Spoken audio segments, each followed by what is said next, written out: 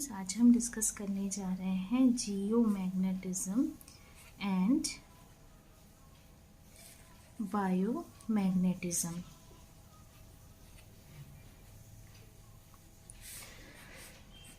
ठीक है, तो इससे पहले सिंगल डोमेन पार्टिकल्स के बारे में हम लोग पढ़ चुके हैं। तो जो सिंगल डोमेन फेरोमैग्नेटिक प्रॉपर्टीज़ होती है वो रॉक्स के केस में बहुत ही इम्पोर्टेंस रखती है, क्योंकि रॉक्स अपने बचे हुए या रेमिनेंट मैग्नेटाइजेशन की मदद से मेमोरी रखते हैं। किस चीज़ की मेमोरी रखते हैं? अर्थ के मैग्नेटिक फील्ड की मेमोरी रखते हैं, जब वो रॉक्स वहाँ पर आए थे या मौजूद थे। और इस वजह से जियोग्राफिकल लोकेशन जो है रॉक्स का उस पर्टिकुलर टाइम में आसानी से पता लगाया जा सकता है। जो मैग्नेटिक रिकॉर्ड होती हैं कुछ चीज़ों की बहुत इम्पॉर्टेंट बेसिस बनाती है कॉन्टिनेंटल ड्रिफ्ट के लिए। अब ये कॉन्टिनेंटल ड्रिफ्ट क्या चीज़ होता है, तो इसको समझने के लिए हम लोगों को थोड़ा सा डिस्कस करना पड़ेगा कि सबसे पहले बहुत ही बिगिनिंग ऑफ यूनिवर्स के टाइम पे क्या था।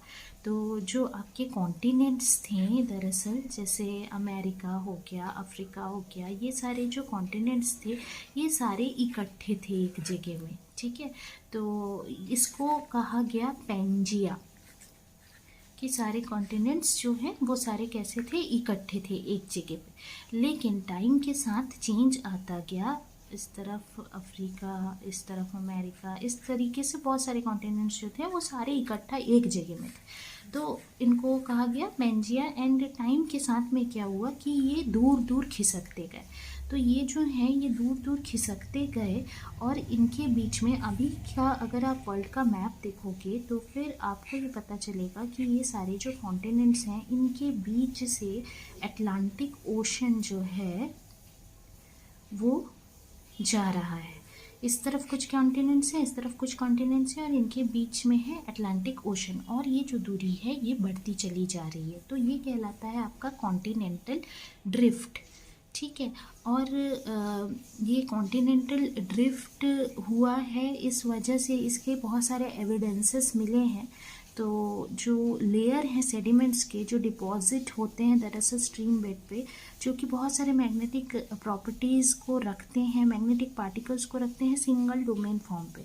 तो ये रिकॉर्ड 500 मिलियन ईयर्स से ज़्यादा का माना जाता है, और इससे हमको अर्थ के सरफेस के बारे में और डिपॉजिट्स के बारे में पता चलता है, जो कि उस समय में जैसा भी था इनका पोजीशन सिचुएशन।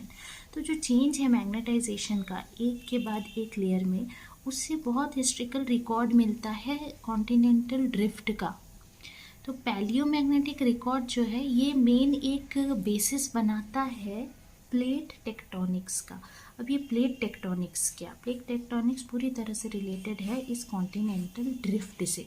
ठीक है, हुआ क्या था कि बहुत पहले समय में जो अर्थ था हमारा वो बहुत ही गर्म था, और हम सबको पता है कि अंदर कोर है और उसके बाहर है मेंटल और उसके बाहर है क्रस्ट।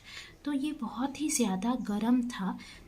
ठीक है, लेकिन धीरे धीरे ये क्या हुआ, ठंडा होता गया। ठंडा कैसे होते गया? बाहर के डायरेक्शन से ये ठंडा होते गया। तो ठंडा होते गया तो ये जो है ये जो मेंटल वाला रीजियन है यहाँ पर कहीं पर हम एग्जिस्ट कर रहे होते हैं। ठीक है, तो ये जो रीजियन है इसमें क्रैक्स पड़ने लगे, इसके बाहर वाले रीजियन में भी क्रैक्स पड़ने लगे। तो इस पर जो क्रैक्स पड़ने लगे, दरअसल हम जो मानते हैं इन क्रैक्स के ऊपर ही हम एग्जिस्ट करते हैं, इन क्रैक्स के ऊपर ही हमारा जो कॉन्टिनेंट वगैरह है वो सारा कुछ एग्जिस्ट करता है।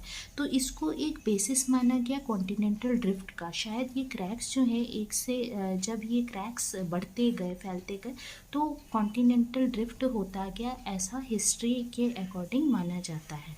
तो इसका जो ओरिजिनल इंटरप्रिटेशन है इन रिकॉर्ड्स का, ये काफ़ी डिफ़िकल्ट तो है लेकिन बहुत एक्साइटिंग भी है, क्योंकि मैग्नेटिक फील्ड ऑफ अर्थ की डिस्कवरी इसी से हुई है। ठीक है, और ये डोमेन थ्योरी जो है ये यहाँ पे ही इम्पोर्टेंट रोल प्ले करता है।